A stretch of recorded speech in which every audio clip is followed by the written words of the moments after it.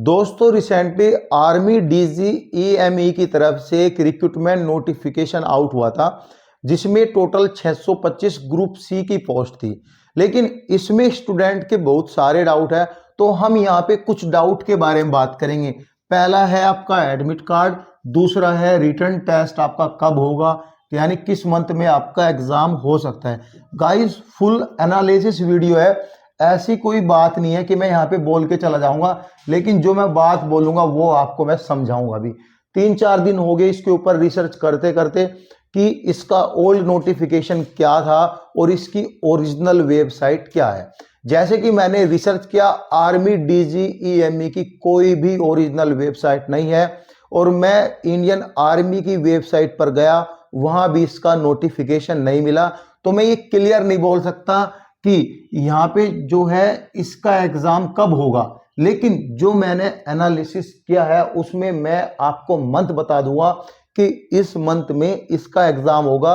और इसमें एक है कि एडमिट कार्ड किस परसेंटेज पर आएगा, ये भी मैं आपको क्लियर बताऊंगा। पिछले डेटा के अनुसार मैं यहाँ पे क्लियर बताऊंगा, सारी चीजें A to Z मैं यहाँ पे क्लियर करके चलूंगा।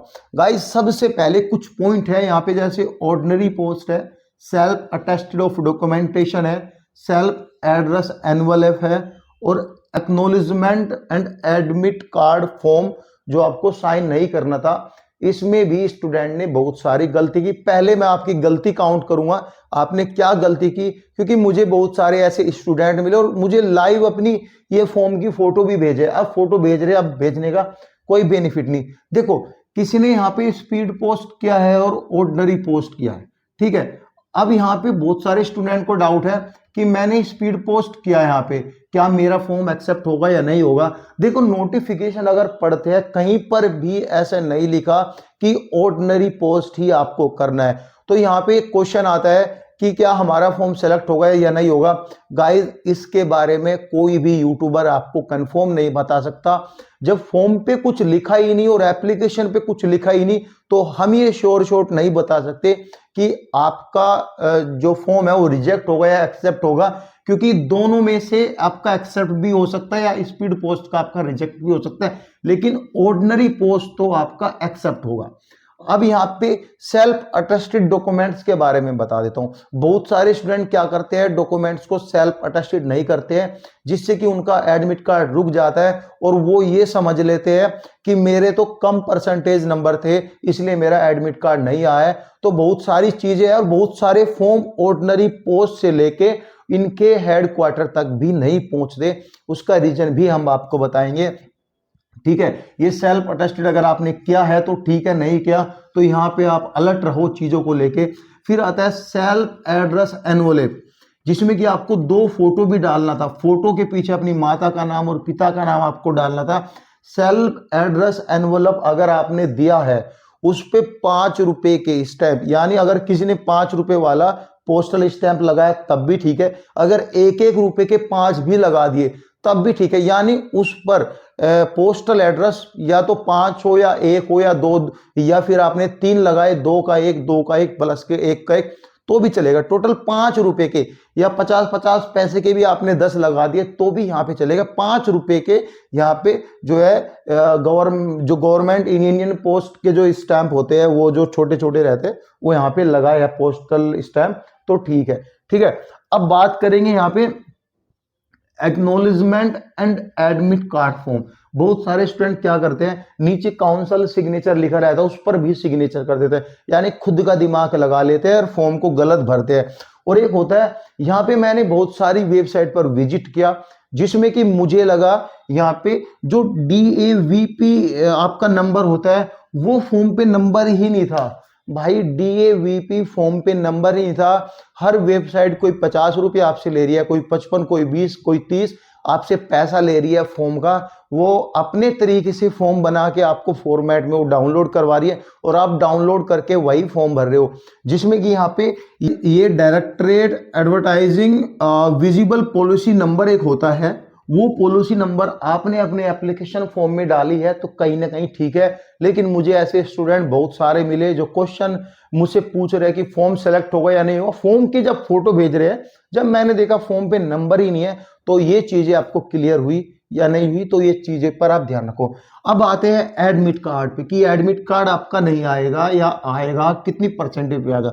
देखो मैं एक कॉमन से थिंग आपको बता दे रहा हूं, अगर आपके 50% नंबर है, अगर आपने ऑर्डिनरी पोस्ट से अपना एप्लीकेशन फॉर्म फिल किया है, तो आपने कोई ट्रैकिंग तो उस पर लगा है नहीं कि आपने कोई ट्रैकिंग डिवाइस आपने लगा दिया, क्या आप उसका नंबर लेकर ट्रैक कर, नहीं, क्या गारंटी कि आपका फॉर्म वहां तक पहुंच जाएगा।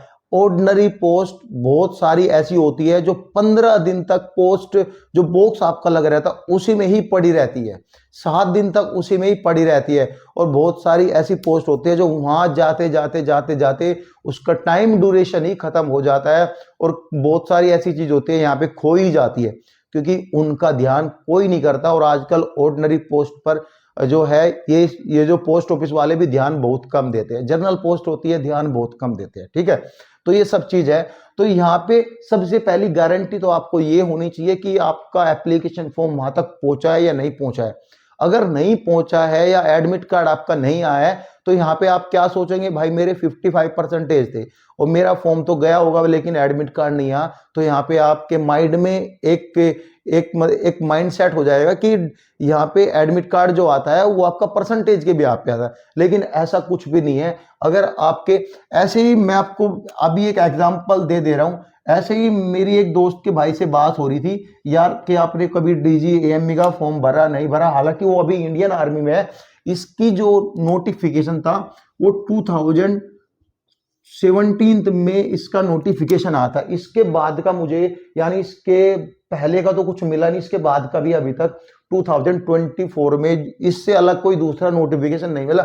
इसमें भी बहुत सारी चीजें क्लियर नहीं है, same notification as it is दिया हुआ है, कहीं पर कोई गवर्नमेंट के साइन और सिग्नेचर कुछ भी नहीं है। तो मेरी उससे बात हुई तो उससे पता चला उसके मेरे हिसाब से 45% मार्क्स थे। 10th और 12th की बात करूं, 12 की 57% थे, लेकिन उसमें 10th में जो इंग्लिश एक सब्जेक्ट है उसमें ग्रेस मार्क्स से पास हुआ था, लेकिन उसका तो एमटीएस पोस्ट के लिए आपका एडमिट कार्ड जारी हुआ था और उसने ऑर्डिनरी पोस्ट का फॉर्म यानी ऑर्डिनरी पोस्ट से यहाँ पे भेजा था, तो उसका तो एडमिट कार्ड आया है।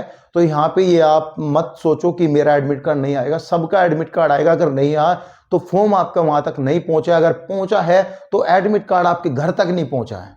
अगर घर तक नहीं पहुंचा है तो आप जैसे ही डेट जारी होगी कि एडमिट कार्ड रिलीज कर दिए, तो आप अपने लोकल जो पोस्ट ऑफिस है, जो हेड ऑफ पोस्ट ऑफिस है, जो आपके ब्लॉक में होता है, तालुका में होता है, तो वहां पे जाके आप डेली डिटेल देते रहना, कभी पता चले कि एग्जाम डेट आपकी होगी और उसके बाद आपका एडमिट कार्ड आ रहा है, ठीक है। अब बात करेंगे रिटन टेस्ट की डेट पर।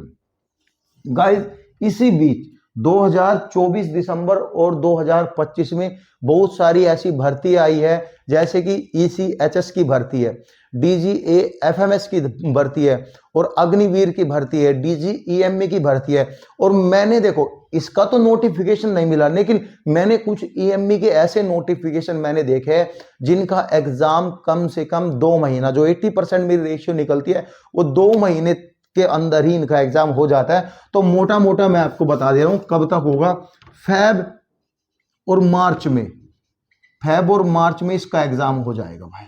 अब लिख के लेना आप, फैब और मार्च में इसका एग्जाम हो जाएगा, 101% इन दोनों महीने में इसका एग्जाम हो जाएगा, ठीक है। फिर भी गाइज आपको कोई डाउट बच जाता है तो आप कमेंट पिन कर सकते हो। Thank you so much guys.